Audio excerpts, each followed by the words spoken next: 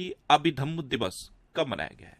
तो अभी 17 अक्टूबर को अंतर्राष्ट्रीय अभिधम्म दिवस मनाया गया। तो इस क्वेश्चन का बे ऑप्शन सही है।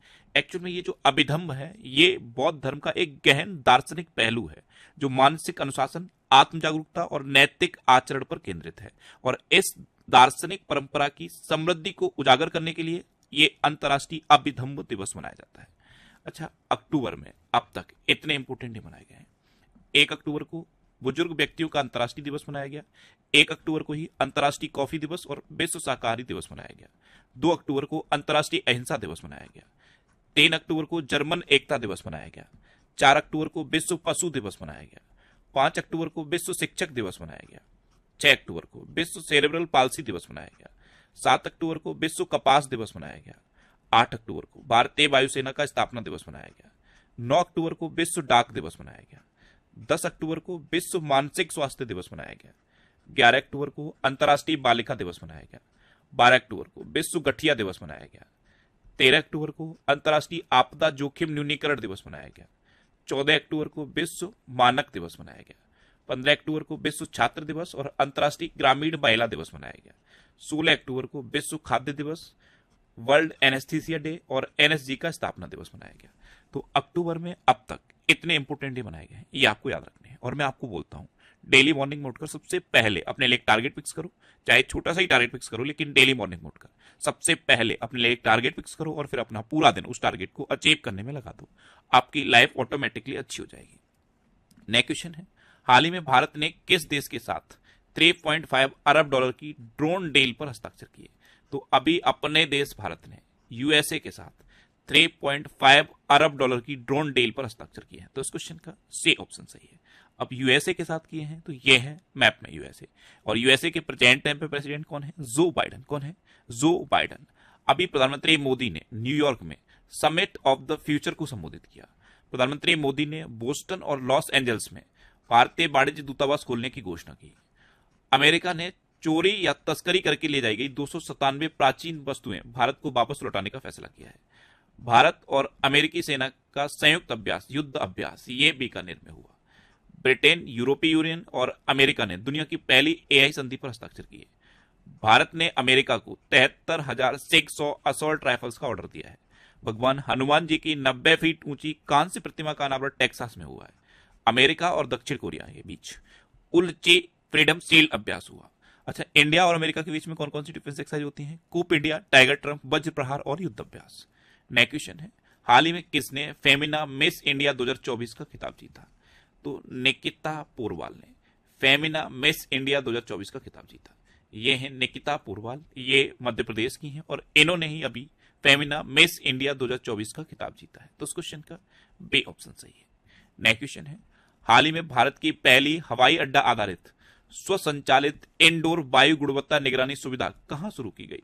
तो ये तिरुवनंतपुरम में शुरू की गई। तो इस क्वेश्चन का सी ऑप्शन सही है।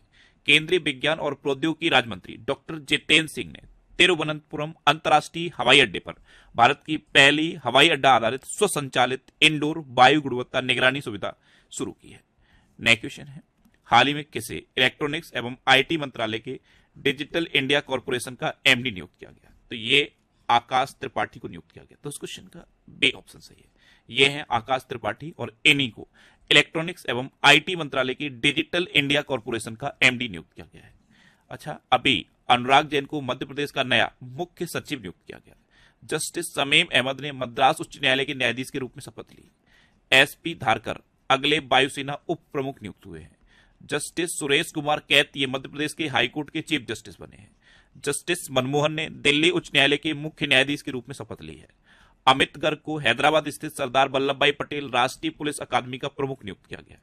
यूएस की राष्ट्रीय क्रिकेट लीग का आयुक्त हारून लोरगट को बनाया गया और जितेंद्र जे जाधव ने एरोनॉटिकल डेवलपमेंट एजेंसी के डीजी का पदभार संभाला है। नेक्स्ट क्वेश्चन है, कैसे भारत का दूसरा सबसे बड़ा तितली विविधता केंद्र घोषित किया गया है? तितली विविधता केंद्र, ये भारत का दूसरा सबसे बड़ा तितली विविधता केंद्र काजीरंगा नेशनल पार्क को घोषित किया गया। तो इस क्वेश्चन का सी ऑप्शन सही है। ये दूसरा सबसे बड़ा तितली विविधता केंद्र घोषित हुआ है। पहला कौन सा है? पहला है अरुणाचल प्रदेश का नामदफा नेशनल पार्क, यहाँ पे सबसे ज्यादा तितलियों की प्रजाति है। और दूसरे नंबर पे है काजीरंगा नेशनल पार्क, यहाँ दूसरे नंबर पे सबसे ज्यादा तितलियों की प्रजाति है। तो भारत का दूसरा सबसे बड़ा तितली विविधता केंद्र काजीरंगा नेशनल पार्क घोषित किया गया है। आपको पता है काजीरंगा नेशनल पार्क कहाँ है? असम में है। और किस लिए फेमस था? ये एक सिंग वाले गैंडे के लिए फेमस है, और अब ये तितली की विविधता के लिए भी फेमस हो गया है। और ये देश का इकलौता ऐसा नेशनल पार्क है जो सैटेलाइट फोन से कनेक्ट हो चुका है। नेक्स्ट क्वेश्चन है, हाल ही में कहां मेरा होचोंगबा महोत्सव मनाया गया? तो ये मणिपुर में मनाया गया। तो इस क्वेश्चन का बे ऑप्शन सही है। ये मणिपुर में पहाड़ियों पर रहने वाले और जो स्थल पर रहने वाले लोग हैं उनके बीच सौहार्दपूर्ण संबंध को मजबूत करने के लिए मनाया जाता है। एक्चुअल में मणिपुर एक जो फुटबॉल स्टेडियम होता है उस तरह से बसा हुआ है। इसमें ज्यादातर लोग पहाड़ियों पर रहते हैं और जो पढ़े लिखे लोग हैं या फिर जो डेवलप हो चुके हैं वो स्थल पर यानी कि मैदान में रहते हैं। और अभी जो मणिपुर में लड़ाइयां हुई थी वो यही हुई थी, पहाड़ी पे जो लोग रहते हैं उनके बीच और जो स्थल पर रहते हैं उनके बीच। क्योंकि जो लोग स्थल पर रहते हैं उनके पास अब जमीन कम है, उनकी जनसंख्या बढ़ती जा रही है, और जो पहाड़ियों पर रहते हैं वो नहीं चाहते कि पहाड़ियों पर भी जो स्थल पर रहने वाले लोग हैं वो आ जाए। तो पहाड़ियों पर रहने वाले और स्थल पर रहने वाले लोगों के बीच सौहार्दपूर्ण संबंधों को मजबूत करने के लिए ये मेरा होचोंगबा महोत्सव मनाया जाता है। अब ये मणिपुर में मनाया गया है। तो ये है मैप में मणिपुर। मणिपुर की कैपिटल क्या है? इम्फाल। मणिपुर के चीफ मिनिस्टर हैं एन वीरेन सिंह, और मणिपुर के गवर्नर कौन है? लक्ष्मण आचार्य। कौन है? लक्ष्मण आचार्य। अच्छा, भारत के पूर्वोत्तर में मणिपुर ने उग्रवाद मुक्त होने की घोषणा की है। मणिपुर सरकार ने निमोनिया से निपटने के लिए सांस अभियान शुरू किया। 9 मैतेई चरमपंथी संगठनों को गृह मंत्रालय ने गैर कानूनी घोषित कर दिया है। जस्टिस सिद्धार्थ मृदुल ये मणिपुर के हाईकोर्ट के मुख्य न्यायाधीश बने हैं। मणिपुर में होंग चोंग दिवस ये मनाया गया। अच्छा, मणिपुर के मुख्यमंत्री ने हुन थड़ो सांस्कृतिक उत्सव का उद्घाटन किया, और मणिपुर के राज्यपाल ने प्राकृतिक खेती पर अंतर्राष्ट्रीय सम्मेलन का उद्घाटन किया है। नेक्स्ट क्वेश्चन है, हाल ही में किस बैंक ने वैश्विक उपस्थिति बढ़ाने के लिए सिंगापुर में पहली शाखा खोली है? तो ये HDFC बैंक ने खोली। अपनी वैश्विक उपस्थिति बढ़ाने के लिए सिंगापुर में पहली ब्रांच खोली है HDFC बैंक ने। तो इस क्वेश्चन का सी ऑप्शन सही है। अच्छा, अभी इंडसिंड बैंक ने सुमंत कटवालिया को फिर से अपना MD एंड CEO नियुक्त किया। KBS मडियन ने फेडरल बैंक के CEO का पदभार संभाला। यस बैंक ने पैसा save cashback credit card launch किया है। बैंक ऑफ इंडिया ने स्टार धन वृद्धि सावधि जमा योजना शुरू की। HDFC बैंक ने भारत में गिग वर्कर्स के लिए वित्तीय पैकेज गीगा लॉन्च किया। बंधन बैंक ने महिलाओं के लिए अवनी बचत खाता शुरू किया। RBL बैंक ने विजय फिक्स डिपॉजिट की घोषणा की, और एक्सिस बैंक ने HNIS यानी कि हाई नेटवर्थ इंडिविजुअल्स के लिए विशेष प्राइमस क्रेडिट कार्ड लॉन्च किया है। नेक्स्ट क्वेश्चन है, हाल ही में CJI DY चंद्रचूड़ ने किसे अपना उत्तराधिकारी नामित किया? तो हमारे अभी चीफ जस्टिस ऑफ इंडिया है DY चंद्रचूड़। इन्होंने अपना उत्तराधिकारी नामित कर दिया है जस्टिस संजीव खन्ना को। तो इस क्वेश्चन का बे ऑप्शन सही है। ये है जस्टिस संजीव खन्ना, और यही DY चंद्रचूड़ के बाद अब हमारे नए चीफ जस्टिस ऑफ इंडिया बनेंगे। एक्चुअली ये जो DY चंद्रचूड़ हैं ये 10 नवंबर को रिटायर होने हैं। तो 10 नवंबर को रिटायर होने के लिए इन्होंने अब नए नाम की सिफारिश कर दी है, जस्टिस संजीव खन्ना की। तो मे बी पॉसिबल कि जस्टिस संजीव खन्ना ही अगले चीफ जस्टिस ऑफ इंडिया होंगे। नेक्स्ट क्वेश्चन है, हाल ही में कौन भारत का प्रमुख आयात स्रोत बना है? तो चीन भारत का प्रमुख आयात स्रोत बना है। तो उस क्वेश्चन का सी ऑप्शन सही है। यहां पे 2 क्वेश्चन आप याद कर लीजिए। भारत चीन से सबसे ज्यादा आयात करता है यानी कि इंपोर्ट करता है, और अमेरिका को सबसे ज्यादा एक्सपोर्ट करता है। तो अगर आपसे पूछा जाए कि भारत का प्रमुख आयात स्रोत क्या है तो आंसर होगा चीन, और अगर आपसे पूछ लिया जाए कि प्रमुख निर्यात स्रोत क्या है तो होगा अमेरिका। अब भारत का प्रमुख आयात स्रोत चीन बना है, तो यह है मैप में चीन। चीन की कैपिटल क्या है? बीजिंग। चीन की करेंसी क्या है? रेनमिनबी। और चीन के प्रेजेंट टाइम पे प्रेसिडेंट कौन है? Xi Jinping. अच्छी, पेरिस पैरालंपिक 2024 में पदक तालिका में 220 पदक के साथ चीन टॉप पर रहा था। बैडमिंटन जूनियर चैंपियनशिप 2024 का आयोजन चीन में हुआ। चीन ने सबसे बड़े कार्गो ड्रोन का परीक्षण किया। चीन ने स्टारलिंक का मुकाबला करने के लिए पहला उपग्रह समूह नेटवर्क लॉन्च किया। चीन ने विश्व की पहली carbon fibre high speed train का अनावरण किया। चीन का आई स्पेस रॉकेट लॉन्च होने के कुछ देर बाद विफल हो गया, और चांद के अंधेरे हिस्से से मिट्टी लाने वाला पहला देश चीन बना है। नेक्स्ट क्वेश्चन है, हाल ही में किसे आंतरिक सुरक्षा मामलों का विशेष सचिव नियुक्त किया गया? तो गृह मंत्रालय ने आंतरिक सुरक्षा मामलों का विशेष सचिव प्रवीण वशिष्ठ को नियुक्त किया है। तो इस क्वेश्चन का बे ऑप्शन सही है। नेक्स्ट क्वेश्चन है, हाल ही में अंतर्राष्ट्रीय 6G संगोष्ठी का उद्घाटन किसने किया? तो अंतर्राष्ट्रीय 6G संगोष्ठी, इसका उद्घाटन केंद्रीय मंत्री ज्योतिरादित्य सिंधिया ने किया है। तो इस क्वेश्चन का ए ऑप्शन सही है। नेक्स्ट क्वेश्चन है, हाल ही में कहां 27वीं अखिल भारतीय वन खेल प्रतियोगिता शुरू हुई? तो 27वीं अखिल भारतीय वन खेल प्रतियोगिता ये रायपुर में शुरू हुई है। तो इस क्वेश्चन का बे ऑप्शन सही है। नेक्स्ट क्वेश्चन है, हाल ही में 7वीं अंतर्राष्ट्रीय सौर गठबंधन सभा कहां आयोजित की जाएगी? तो 7वीं अंतर्राष्ट्रीय सौर गठबंधन सभा ये नई दिल्ली में आयोजित की जाएगी। तो इस क्वेश्चन का सी ऑप्शन सही है। अंतर्राष्ट्रीय सौर गठबंधन यानी कि इंटरनेशनल सोलर अलायंस, इसकी स्थापना कब हुई? 23 नवंबर 2015 को। इसका हेडक्वार्टर कहां पे है? गुरुग्राम में। और इसके प्रेजेंट टाइम पे डायरेक्टर जनरल कौन है? डॉक्टर अजय माथुर। कौन है? Doctor Ajay Mathur. Next question है, हाल ही में कहां आसियान भारत ट्रैक 1 साइबर नीति वार्ता आयोजित हुई है? तो ये सिंगापुर में आयोजित हुई है। तो इस क्वेश्चन का बे ऑप्शन सही है। आसियान की फुल फॉर्म क्या है? Association of south east Asian nation. और आसियान में अभी 10 मेंबर कंट्री हैं। तो आसियान भारत ट्रैक 1 साइबर नीति वार्ता ये सिंगापुर में आयोजित हुई। अब सिंगापुर, तो ये है मैप में सिंगापुर। सिंगापुर की कैपिटल क्या है? Singapore city. सिंगापुर की करेंसी है सिंगापुरियन डॉलर। सिंगापुर के प्रेसिडेंट है थर्मन शनमुगरत्नम। और सिंगापुर के प्राइम मिनिस्टर कौन है? Lawrence Wong. कौन है? Lawrence Wong. अच्छा, सिंगापुर ने 16 कीटों के मानव उपभोग को मंजूरी दी। सिंगापुर से रियल टाइम प्रेषण के लिए प्रमुख यूपीआई ऐप सक्षम हुए हैं। हेनले पासपोर्ट इंडेक्स 2024 में सिंगापुर टॉप पर रहा और भारत 82वें नंबर पर रहा। सिंगापुर के चांगी हवाई अड्डे को विश्व के सर्वश्रेष्ठ हवाई अड्डे का खिताब मिला। भारतीय मूल के थर्मन शनमुगरत्नम ये सिंगापुर के राष्ट्रपति बने। यूपीआई ने सिंगापुर के साथ मिलकर क्रॉस बॉर्डर कनेक्टिविटी लॉन्च किया है। और मोबाइल डाउनलोड स्पीड टेस्ट के ग्लोबल इंडेक्स में सिंगापुर टॉप पर रहा।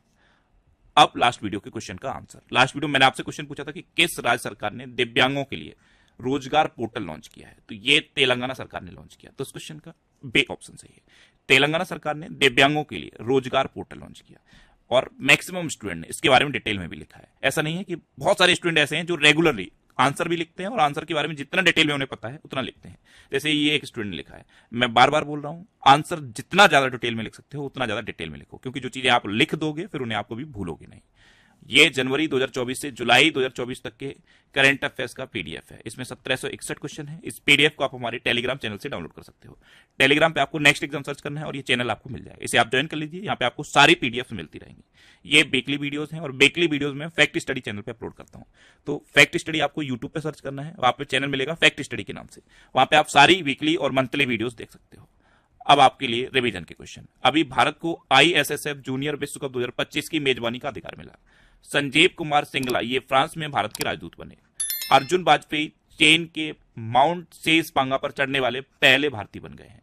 रश्मिका मंदाना को भारतीय साइबर अपराध समन्वय केंद्र का राष्ट्रीय ब्रांड एम्बेसडर बनाया गया। मार्क रूटे ने नाटो के महासचिव का पदभार संभाला है। महाराष्ट्र में राज्य कौशल विश्वविद्यालय का नाम अब रतन टाटा जी के नाम पर रखा जाएगा। एएफएमएस की पहली महिला महानिदेशक सर्जन वाइस एडमिरल आरती सरीन बनी है।